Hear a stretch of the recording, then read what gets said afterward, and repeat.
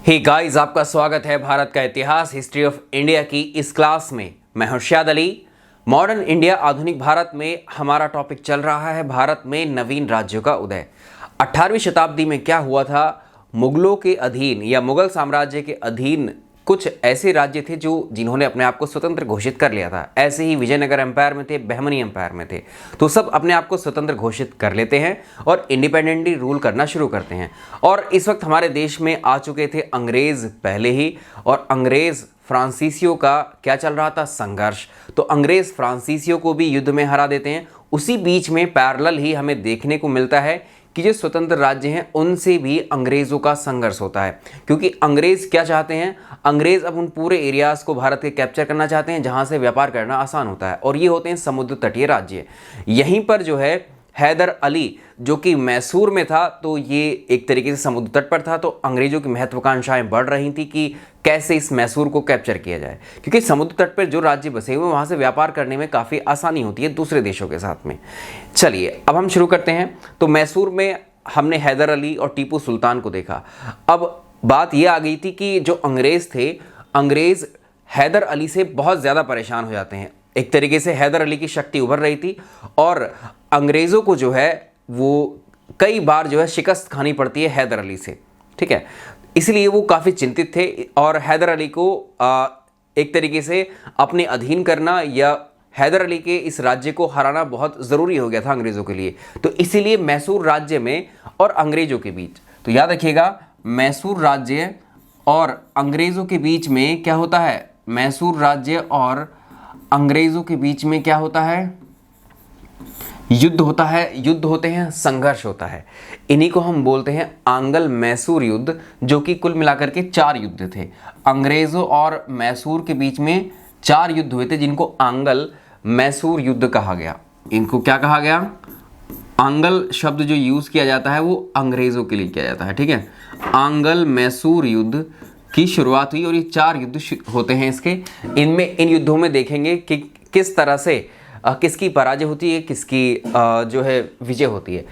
इसके बाद में हम डिस्कस करेंगे हैदराबाद को। हैदराबाद भी स्वतंत्र राज्य होता है, किसने इसकी स्थापना की, प्रश्न अक्सर पूछ लिया जाता है।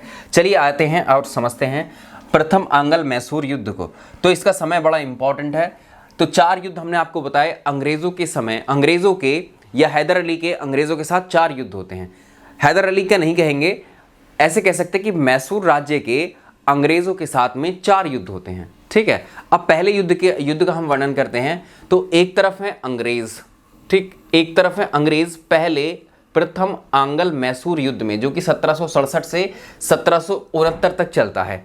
और इसमें एक तरफ अंग्रेज़ हैं, दूसरी तरफ मैसूर राज्य है। मैसूर राज्य की तरफ से कौन लड़ रहा है, हैदर अली, ठीक है। यहाँ पर कौन है, हैदर अली। भाई अंग्रेज़ों ने जो है एक तरीके से संधि कर ली थी मराठों के साथ में और किसके साथ में, निज़ाम, जो हैदराबाद के निज़ाम हुआ करते थे, अंग्रेज़ों ने इन्हें संधि करके अपने साथ में मिला लिया था, कन्विंस कर लिया था। और अंग्रेज़ी सेना का जो नेतृत्व कर रहा था कौन था यहाँ पर, जोसेफ स्मिथ। प्रथम आंगल मैसूर युद्ध की हम बात कर रहे हैं। बड़े इंपॉर्टेंट है ये युद्ध, परीक्षा में प्रश्न यहाँ से पूछे जाते हैं। हैदर अली ने क्या किया, जब हैदर अली को ये सारी चीज़ें पता लगती हैं कि मराठा भी अंग्रेज़ों के साथ मिल गए और हैदराबाद के निज़ाम भी अंग्रेज़ों के साथ मिल गए, क्योंकि अंग्रेज़ किसी के सगे तो थे नहीं। उन्होंने गठबंधन पहले इस तरह से किया था कि पहले हम इन भारतीयों को ही अपने साथ मिलाएंगे, कुछ को अपने विश्वास में ले लेंगे, और जब दूसरे बड़े शत्रु को गिरा देंगे तो फिर बाद में जिनको इन्होंने साथ लिया है, जिनके साथ गठबंधन किया है अंग्रेज़ों ने, फिर उनको भी हरा करके उनके भी राज्य हड़प लेंगे। तो अंग्रेज़ अपनी नीति के साथ चलते थे, वो अपनी प्लानिंग होती थी उनकी। इस चीज़ को जो हैदर अली थे वो बहुत अच्छी तरह से जानता था। तो हैदर अली ने क्या किया, हैदर अली ने अपनी कूटनीति का प्रयोग करते हुए क्या किया, मराठों को और निज़ामों को कन्विंस किया और इसने इन दोनों को ही अपने साथ कर लिया प्रथम युद्ध में ही। प्रथम युद्ध में ही, युद्ध होने से पहले ही मराठा और निज़ाम अंग्रेज़ों के साथ थे, लेकिन हैदर अली ने जब इस बात का पता लगा तो उसने मराठाओं और निज़ामों को जो है कन्विंस कर लिया, ठीक है। और ये अब किसके साथ में हो गए, अब ये हैदर अली के साथ में हो गए। तो अब जो सेना का जो गठन हुआ है, सेना किस तरह से बनी, तो यहाँ पर आप देख पाएंगे। तो इधर हैदर अली हो गए, मराठा हो गए, और ये हैदराबाद के निज़ाम उनको कहते हैं जो हैदराबाद के शासक हुआ करते थे, वो निज़ाम कहलाते थे। इसके अलावा जो अवध था और जो बंगाल था, वहाँ के जो शासक थे वो नवाब कहलाते थे। क्लियर। तो यहाँ पर ये क्या करते हैं, ये हैदर अली, मराठा और निज़ाम ये सारे मिलकर के मद्रास को घेर लेते हैं। मद्रास पर अंग्रेज़ों का कब्जा था। जब ये देखा इन तीनों सेनाओं ने किसको घेर लिया, मद्रास को, तो अंग्रेज़ इससे डर जाते हैं, अंग्रेज़ भयभीत हो जाते हैं और अपनी हार देखते हुए वो अंग्रेज़ों ने एक संधि का प्रस्ताव रखते हैं। ठीक है, जब अपने आप को अंग्रेज़ हारता हुआ देखते हैं, यहीं पर इनके मन में इतना डर बैठ जाता है तो वो हैदर अली के सामने एक संधि रखते हैं, संधि का प्रस्ताव रखते हैं और इस संधि को हम बोलते हैं मद्रास की संधि। आपसे प्रश्न पूछा जाता है मद्रास की संधि किस किस के बीच में हुई थी, तो याद रखिएगा जो मद्रास की संधि हुई थी तो एक तरीके से अपनी हार होने से पहले ही वो एक तरीके से जब भांप जाते हैं तो संधि कर लेते हैं। तो संधि में जो है मद्रास की संधि 4 अप्रैल 1769 को हुई थी। 4 अप्रैल 1769 को ये संधि हुई थी। ठीक है, और ये डेट याद रखेंगे, पूछ ली जाती है। और इसी संधि के साथ में जो प्रथम आंग्ल युद्ध है ये समाप्त हो जाता है। दोनों एक दूसरे के क्षेत्रों पर कब्जा छोड़ेंगे ये तय हुआ था। अंग्रेज़ों ने जो हैदर अली का क्षेत्रफल पर कब्जा किया है वो वापस लौटाना होगा हैदर अली को। दूसरा, हैदर अली ने जो कब्जा किया है वो उसको लौटाएगा अंग्रेज़ों को। विपत्ति में ये भी तय हुआ अगर हैदर अली पर कभी विपत्ति आएगी तो अंग्रेज़ उसका साथ देंगे हैदर अली का, और अंग्रेज़ों पर कभी विपत्ति आएगी कि मुसीबत के समय में हैदर अली उनका साथ देगा। ये तय हुआ था, ये संधि में चीज़ें तय हुई थी।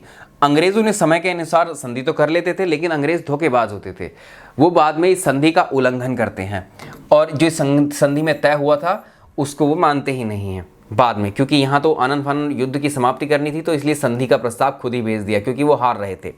दूसरा युद्ध का समय आ जाता है तो द्वितीय आंग्ल मैसूर युद्ध कब हुआ था, 1780 से 1784 तक चला था ये संघर्ष। तो इसमें जो है अंग्रेज़ के बीच में और दूसरी तरफ कौन थे, हैदर अली। तो याद रखिएगा प्रथम आंग्ल मैसूर युद्ध अंग्रेज़ों के बीच में, हैदर अली के बीच में, यानी अंग्रेज़ और मैसूर के बीच में हुआ था। तो जो 1769 की संधि की गई थी, मद्रास की संधि, उसका उल्लंघन करते हैं अंग्रेज़ और उल्लंघन करने के साथ ही क्या होते हैं, वो कोई बात नहीं मानते हैं। अंग्रेज़ फिर से अपनी मनमानी करना शुरू कर देते हैं। इस बात से जो है काफ़ी नाराज़ होता है हैदर अली। तो हैदर अली क्या करते हैं, इन मराठा के साथ में और निज़ाम के साथ में मिलकर के, कर्नाटक की राजधानी क्या हुआ करती थी, अर्काट, इस अर्काट पर जो है कर्नाटक की राजधानी अर्काट पर आक्रमण कर देते हैं और सेकंड जो आंग्ल मैसूर युद्ध है इसकी शुरुआत कर देते हैं। ठीक है, तो ये हो गया यहाँ पर। चलिए आगे हम बात कर लेते हैं इसी युद्ध की, द्वितीय आंग्ल मैसूर युद्ध की। और इसी युद्ध में क्या होता है, एक अंग्रेज़ कर्नल है जिसका नाम है बैली। ठीक, इसमें बैली को बुरी तरह से परास्त किया जाता है और अर्काट पर जो है किसका अधिकार हो जाता है, हैदर अली अपना कब्जा कर लेता है। ठीक, इसी वक्त से थोड़ा सा पहले अगर हम देखें 1773 में रेगुलेटिंग एक्ट आया था। रेगुलेटिंग एक्ट के तहत भारत में जो है जो बंगाल का गवर्नर था वो बंगाल का गवर्नर जनरल ये पद क्रिएट किया गया था और वॉरेन हेस्टिंग बन करके आया था। और 1780 के समय के दौरान बंगाल का गवर्नर जनरल कौन था, वॉरेन हेस्टिंग ही था। वॉरेन हेस्टिंग ने क्या किया, इसको पता था हैदर अली के बारे में, तो हैदर अली से मुकाबले के लिए सोच रहा था कि इनको हराना आसान नहीं है, तो एक किसी दूसरे व्यक्ति को अपॉइंट करता है। एक आयरकोट नाम का व्यक्ति होता है जिसको वो दक्षिण भेजता है, वॉरेन हेस्टिंग कहाँ था, बंगाल में था। बंगाल का गवर्नर जनरल बन करके आया था और बंगाल कहाँ है आप जानते हैं, ये उत्तर पूरब में। तो वॉरेन हेस्टिंग ने हैदर अली से मुकाबले के लिए आयरकोट को दक्षिण भेजता है ये। तो एक तरीके से ये क्या करता है, आयरकोट रणनीति पहले ही समझ जाता था क्योंकि जो हैदर अली था, हैदर अली के साथ में मराठा थे और निज़ाम थे, इन दोनों को अलग कर देता है। वो कन्विंस कर लेता है उन दोनों को, अब ये मराठा और जो मराठा हैं और मराठा के साथ में जो निज़ाम है वो अंग्रेज़ों के साथ चले जाते हैं। ठीक है, तो 1781 ईस्वी में एक युद्ध होता है, पोर्टो नोवा का युद्ध। याद रखिएगा, पोर्टो नोवा का युद्ध द्वितीय आंग्ल मैसूर युद्ध के समय होता है। इसमें एक तरफ होते हैं अंग्रेज़, दूसरी तरफ होते हैं हैदर अली। ठीक, और अंग्रेज़ों का नेतृत्व इस वक्त कौन कर रहा है, आयरकूट। अंग्रेज़ों का नेतृत्व कौन कर रहा है, आयरकूट। अब इसी युद्ध में क्या होता है, हैदर अली की पराजय हो जाती है। इस युद्ध में हैदर अली हार जाता है, हैदर अली की शक्ति छीन हो जाती है इसमें, और एक तरीके से मानसिक रूप से उसको बड़ा आघात पहुंचता है क्योंकि मराठे और निज़ाम इसका साथ छोड़ करके चले जाते हैं। तो मानसिक स्थिति इसकी थोड़ी सी क्षति हो जाती है, मानसिक क्षति होती है इसको, और ये काफ़ी घायल भी हो जाता है इस युद्ध में। तो ये क्या करता है, 7 दिसंबर को फिर से युद्ध होता है। 7 दिसंबर 1782 को युद्ध करते समय हैदर अली की द्वितीय आंगल मैसूर युद्ध के समय ही मृत्यु हो जाती है। ठीक है, हैदर अली, अब आपसे प्रश्न पूछा जाता है हैदर अली की मृत्यु किस युद्ध के दौरान हुई? याद रखिएगा, हैदर अली की मृत्यु हुई थी द्वितीय आंगल मैसूर युद्ध के दौरान। बड़ा ही इंपॉर्टेंट प्रश्न है ये। ठीक है, ये क्लियर हुआ। अब यहां पर हैदर अली का पुत्र है, अब ये याद रखिएगा, बड़ा इंपॉर्टेंट है ये भी। हैदर अली की तरह ही टीपू सुल्तान भी काफ़ी बहादुर था, अंग्रेज़ों से लोहा लेने में बहुत सक्षम। तो हैदर अली का पुत्र भी कुछ कम नहीं है। हैदर अली का पुत्र था टीपू सुल्तान। टीपू सुल्तान मैसूर का अगला शासक बनता है अपने पिता की मृत्यु के बाद में। तो हैदर अली की मृत्यु के बाद में टीपू सुल्तान इस युद्ध को सेकंड अभी आंगल युद्ध चल रहा, इसको जारी रखता है। और क्या करता है, टीपू सुल्तान और अंग्रेज़ों के बीच में संधि हो जाती है। दूसरे ही आंगल मैसूर युद्ध में क्या होता है, उसमें ही हैदर अली की मृत्यु होती है और वो संधि भी होती है। संधि कौन करता है, उसका बेटा। टीपू सुल्तान और अंग्रेजों के बीच में एक संधि हो जाती है, जिसके बाद इस युद्ध की समाप्ति कर दी जाती है। तो आपसे पूछा जाएगा द्वितीय आंगल मैसूर युद्ध किस संधि के साथ समाप्त होता है? मंगलौर की संधि के साथ समाप्त होता है। ठीक है, 1784 में हुई थी। तो इन संधियों के वर्ष आपसे पूछ लेता है किस युद्ध के दौरान कौन सी संधि हुई थी। संधियों का मतलब होता है समझौते। ठीक है, संधि का मतलब होता है समझौता, एग्रीमेंट। कुछ शर्तें आपकी होंगी, कुछ आपकी होंगी, दोनों पर सहमति बनेगी तो एग्रीमेंट होते हैं। तीसरा है आंगल मैसूर युद्ध। तीसरा युद्ध आ जाता है 1790 में, आंगल मैसूर युद्ध तीसरा वाला। तो इसमें क्या क्या था, अब जो है भाई टीपू सुल्तान है। टीपू सुल्तान ने जो मैंगलोर की संधि की थी वो उससे खुश नहीं था, और टीपू ने अंग्रेज़ों के विरुद्ध जो फ्रांसीसी थे, वो फ्रांसीसी के हैदर अली पहले से ही जो है आकर्षित हुआ करता था फ्रांसीसियों की तरफ। तो उसका पुत्र भी क्या करता है, अपने पिता की इस परंपरा को आगे बढ़ाते हुए फ्रांसीसियों के साथ में एक वो गुप्त तरीके से समझौता कर लेता है। अंग्रेज़ों को इसकी जानकारी नहीं होती है। तो 1790 में जो है कॉर्नवालिस आता है। कॉर्नवालिस क्या करता है, जो त्रिदलीय संगठन है उसको तैयार करता है। तो अंग्रेज, अब इस तरफ क्या होगा, अंग्रेज, मराठा और निजाम। अब अंग्रेज मराठा निजाम एक तरफ हो जाते हैं। मराठा निजाम किसके साथ मिल जाते हैं, अंग्रेजों के साथ मिल जाते हैं तीसरे युद्ध में। और टीपू अब क्या करता है, टीपू अपने क्षेत्र का प्रसार करता है और टीपू एक तरीके से त्रावणकोर पर अटैक कर देता है। टीपू जो है 1789 में त्रावणकोर पर अटैक कर देता है। इसके परिणाम ये होता है कि जो कॉर्नवालिस है, कॉर्नवालिस 1790 में ही अपनी सेना का नेतृत्व करते हुए क्या करता है, वेल्लूर, बेंगलोर, इन पर कब्जा कर लेता है और जो श्रीरंगपट्टनम है उसको भी घेर लेता है। अंग्रेज़ों ने टीपू को संधि करने के लिए मजबूर करते हैं। यहाँ पर अंग्रेज जो है टीपू सुल्तान को फिर से संधि करने के लिए मजबूर करते हैं, जब इतने सारे एरिया को कैप्चर कर लिया जाता है। तो यहीं पर एक संधि होती है, श्रीरंगपट्टनम की संधि।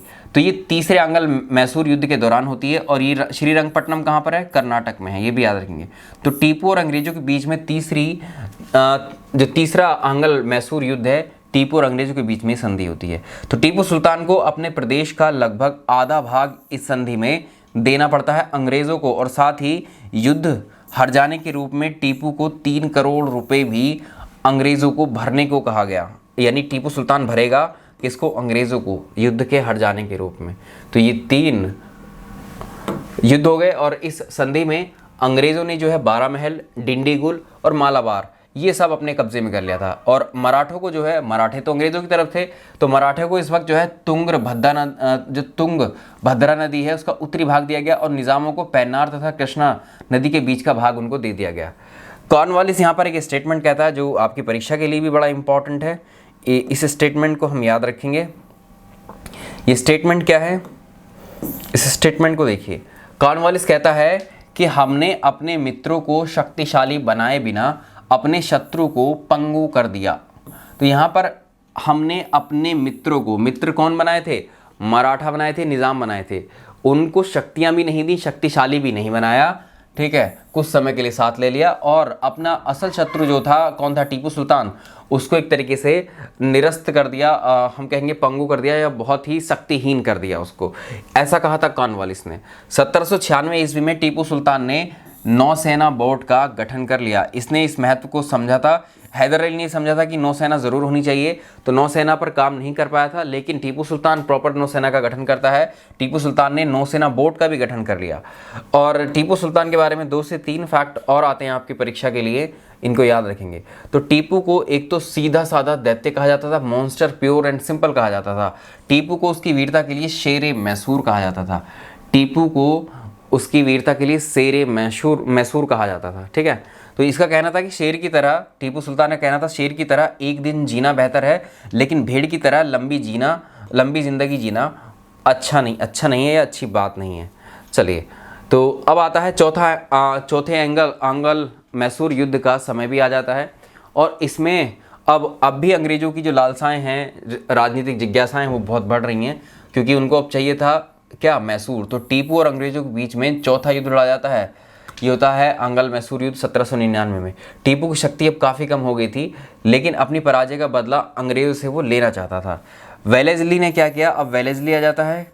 वेलेस्ली ने मराठा और निज़ाम को अपने साथ मिला लिया, यानी अब मराठा और 3 युद्धों से हम देख रहे हैं वो अंग्रेज़ों के ही साथ में हैं, ठीक। तो वेलेस्ली ने फिर से जो है टीपू से संधि करने के लिए प्रस्ताव भेजा, लेकिन टीपू ने इस को जो है स्वीकार नहीं किया और वेलेस्ली ने अब मैसूर पर ही अटैक कर दिया, ठीक है। तो 4 मई 1799 में टीपू अंग्रेजों की सेना के साथ लड़ते हुए मारा जाता है यहाँ पर, और युद्ध की समाप्ति होती है। तो याद रखिएगा, आपसे पूछा जाएगा जो हैदर अली था, हैदर अली की मृत्यु कब हुई थी, तो याद रखिएगा दूसरे आंग्ल मैसूर युद्ध के दौरान। इसके अलावा अब आपसे पूछ रहा है कि टीपू सुल्तान की मृत्यु कब हुई थी, तो चौथे आंग्ल मैसूर युद्ध के दौरान। इसकी मृत्यु के साथ में ही मैसूर पर अंग्रेज़ों का कब्जा हो जाता है, ठीक है। तो अंग्रेज़ों ने श्रीरंगपट्टनम पर भी अधिकार कर लिया, मैसूर पर अंग्रेज़ों ने अब अपना कब्जा कर लिया। यानी जैसे पहले बंगाल पर कब्जा किया, फिर अवध पर कब्जा किया, और साथ ही अब किस पर, मैसूर पर भी कब्जा कर लिया। तो पहले इसमें वाडियार वंश चला करता था, उसके शासक जो कृष्णराज द्वितीय हैं, उनको जो है एक तरीके से इसको सौंप दिया और सहायक संधि कर ली। यानी वो अंग्रेज़ों के, ये कृष्णराज द्वितीय जो है ये अंग्रेज़ों के एक तरीके से क्या कहेंगे, उनके अंडर, उनके प्रभाव में ही फिर से एक तरीके से राज्य सौंपा गया था, लेकिन वो पूरा कब्जा अंग्रेज़ों का ही था। चलिए, ये हो गए। अब हम बात करते हैं हैदराबाद की। हैदराबाद जो है, हैदराबाद के जो शासक कहलाते हैं वो निज़ाम होते हैं, ठीक है। हैदराबाद के जो शासक हैं वो निज़ाम कहलाते हैं। तो हैदराबाद को जो है स्वतंत्र राज्य का संस्थापक अगर हम कहें, हैदराबाद को स्वतंत्र राज्य घोषित किसने किया था, निज़ाम उल मुल्क ने। ये प्रश्न कई बार पूछा हुआ है, इसलिए आपको बताना ज़रूरी है। निज़ाम उल मुल्क, निज़ाम उल मुल्क नाम आपको नहीं मिलता है परीक्षा में, तो मिलेगा आपको चिनकिलिच खां। चिनकिलिच खां ये आस जाही वंश का शासक था। तो हैदराबाद की स्थापना किसने की, आपको ऐसा पूछेगा, यह स्वतंत्र संस्थापक कौन था, तो हैदराबाद का प्रथम निज़ाम उल मुल्क है और चिनकिलिच खां हैं। निज़ाम उल मुल्क ने अपने यहाँ पर जो है, ये अपनी सेना की बात करें तो ये हिंदुओं को ज़्यादा भर्ती करता था, ठीक है। और इन्हीं ने जो है अपना दीवान नियुक्त किया था पूरनचंद को। तो दक्कन में इसने क्या किया था, जागीरदारी प्रथा को भी शुरू किया था। और यहाँ पर एक युद्ध होता है सकूर खेड़ा का युद्ध, जिसमें निज़ाम उल मुल्क होता है एक तरफ, दूसरी तरफ होता है मुबारिज खान की इसमें हार होती है इस युद्ध में। और जो मुग़ल बादशाह होता है इस वक्त के निज़ाम उल मुल्क को क्या करते हैं, दक्कन का वायसराय कहते हैं। आपसे पूछेगा दक्कन का वायसराय किसे कहा जाता है, निज़ाम उल मुल्क को, ठीक है। इसी को आसफ जा की उपाधि भी देता है। तो 1748 में निज़ाम उल मुल्क की मृत्यु हो जाती है और अंग्रेज़ों के द्वारा अब हैदराबाद को भी उनकी कूटनीति के अनुसार कब्जे में ले लिया जाता है। तो आप यहाँ देख रहे हैं कि किस तरह से अंग्रेज़ कैसे कब्जा करते हुए चल रहे हैं, ठीक है। तो ये हो गया हमारा हैदराबाद, और जो नेक्स्ट टॉपिक हमारा रहेगा उसमें हम पढ़ेंगे सिख को, ठीक है। सिखों का उदय और कैसे सिखों पर, या सिखों के साम्राज्य जो कि पंजाब में था, उस पर कैसे अंग्रेज़ कब्जा कर लेते हैं। तो उसमें हम सिखों के जो गुरु हुए हैं 10 गुरु, उनको भी पढ़ेंगे, उन पर भी प्रश्न पूछे जाते हैं। Thank you so much.